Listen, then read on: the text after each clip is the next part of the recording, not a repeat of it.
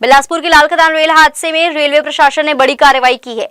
MEMU और मालगाड़ी की भीषण टक्कर में 13 यात्रियों की मौत के बाद जिम्मेदारी तय करते हुए सीनियर डीओपी को फोर्स लीव पर भेज दिया गया है। उनकी जगह सीनियर टीआरडी को अस्थायी प्रभार सौंपा गया है। इस कार्रवाई से रेलवे विभाग में हड़कंप मचा हुआ है।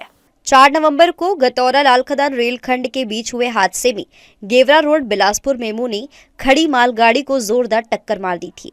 टक्कर इतनी भीषण थी कि मेमू का इंजन मालगाड़ी के ऊपर चढ़ गया। इस दर्दनाक दुर्घटना में लोको पायलट विद्यासागर सहित 13 यात्रियों की मौके पर ही मौत हो गई थी। हादसे की गंभीरता को देखते हुए सीआरएस आयुक्त रेलवे सुरक्षा जांच शुरू की गई।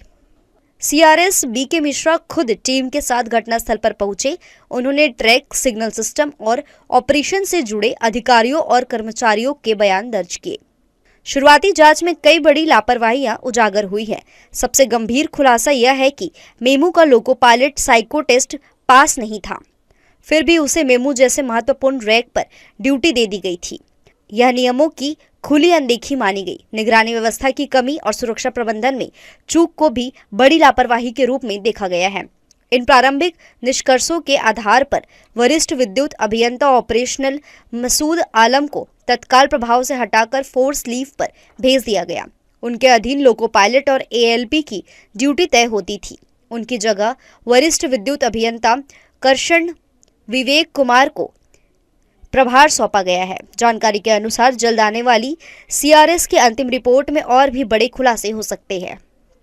जैसा आपको ज्ञात है कि इसमें ऑलरेडी सीआरएस इंक्वायरी चल रही है, तो विभिन्न प्रकार के निर्देश वहाँ से आते हैं।